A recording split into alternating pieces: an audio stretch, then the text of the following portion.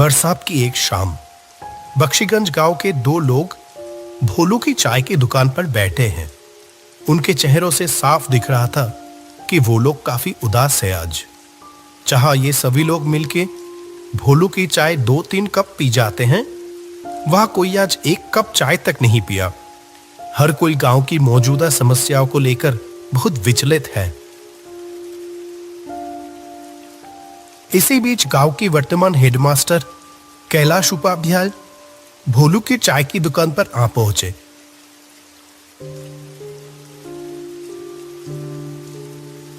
अरे रामलाल, माधव, तुम लोग यहाँ इतना उदास होकर क्यों बैठे हुए हो?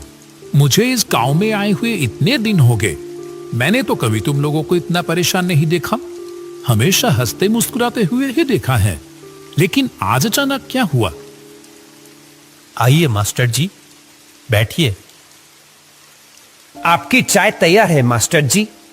मुझे पता था आप थोड़ी देर में यहां आ जाओगे।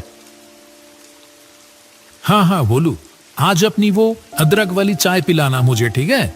बहुत देर से सर दर्द कर रहा है। और हाँ, तुम लोग बताए नहीं कि हुआ क्या है, इतने उदास क्यों हो? असल में क्या है ना मास्टर जी, हम सभी लोगों का आज मन बहुत उदास है। क्यों? क्या हुआ? इतने खूबसूरत गांव के लोगों के साथ घुलने मिलने से किसी का भी मन बेहतर हो जाएगा, लेकिन उन्हीं लोगों को आज अचानक क्या हुआ? आप तो जानते ही हो मास्टर जी कि हमारे गांव में कोई अस्पताल नहीं था। कोई भी बीमार होता था तो उसको 2 गांव पार 10 मील दूर जाना पड़ता था। अस्पताल पहुंचने से पहले ही तो कितनों की मौत हो गई। इसीलिए हम सभी मिलके अपने पैसे बचा के इस गांव में एक अस्पताल बनवाया। लेकिन क्या? हमारी सारी बचत खत्म हो गई। अस्पताल तो तैयार है, पर बिस्तर तो खरीदना बाकी रह गए। हमारे पास तो और पैसे नहीं बचे। अब क्या होगा? ओह, ऐसी बात है। मेरे पास कुछ पैसे तो थे, पर वो तो मेरी बेटी की शादी में खर्च हो गए हैं। लेकिन हाँ, इच्छापुर गांव में मेरी पुश्तैनी जमीन है एक। अगर उसे बेच दिया तो जो पैसा आएगा, उम्मीद है उससे अस्पताल का बेड हो जाएगा। क्या कहते हो? ये आप क्या कह रहे हैं मास्टर जी? आप अपनी पुश्तैनी जमीन बेच देंगे? मेरे तो बस ये 1 साल की नौकरी बची है। मैंने तो मन बना लिया, जो प्यार यहां मिल रहा है, मैं तो बाकी की जिंदगी यही गुजारूंगा तुम लोगों के साथ। क्यों, नहीं रखोगे क्या? वैसे भी ये तो बड़ा ही पुण्य का काम है। भगवान ऐसे अवसर बार बार नहीं देते। रामलाल, माधव और भोलू की आंखों में जैसे आंसू आ गया हो। तीनों ने हाथ जोड़कर कैलाश मास्टर का शुक्रिया अदा किया। अरे अरे, ये क्या कर रहे हो? अच्छा सुनो, हम लोग कल ही निकल जाएंगे। काफी समय से कुछ लोग मुझसे वो जमीन खरीदना चाहते थे। देखते हैं, अगर इस बार बात हुई तो उनको ही बेच देंगे। अगले दिन सुबह कैलाश, रामलाल और माधव इच्छापुर गांव की ओर चल पड़े।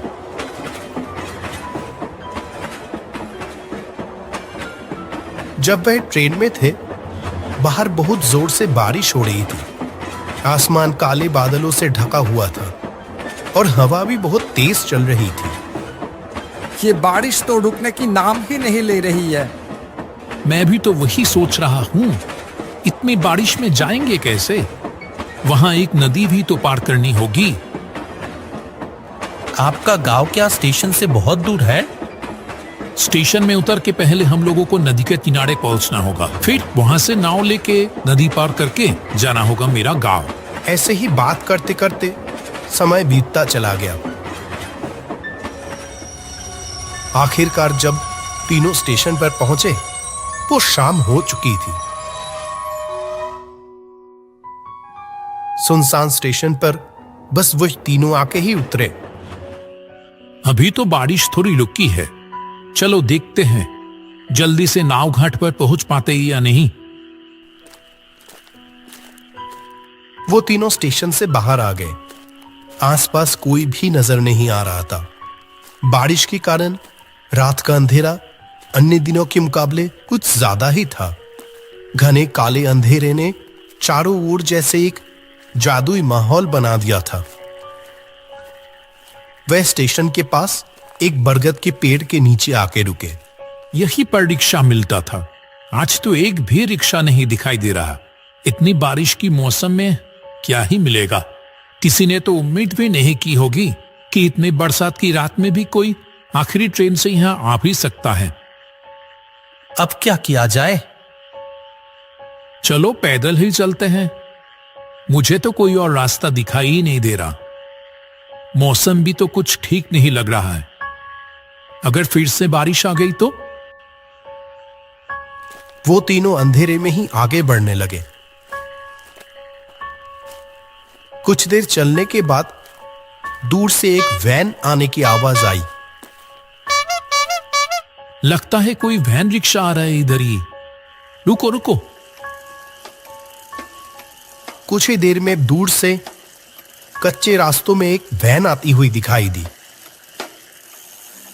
कैलाश ने उस चालक को देखते ही पहचान गया।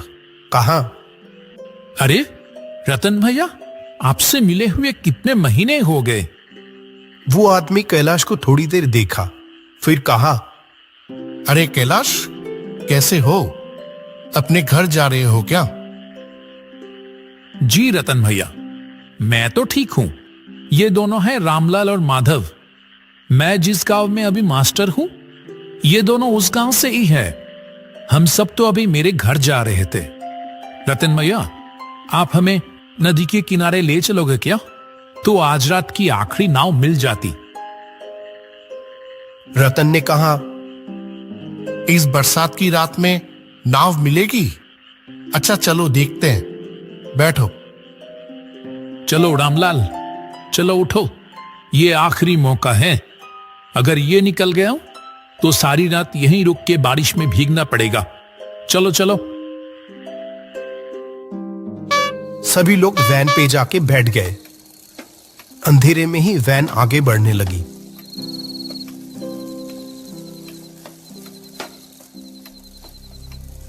कुछ देर बाद कैलाश ने रतन से पूछा, आपकी तो इतनी उम्र हो गई रतन भैया, फिर भी आप अभी भी वैन चलाते हो। आपको तकलीफ नहीं होता? तकलीफ? हाँ, होता था पहले, अब नहीं होता है।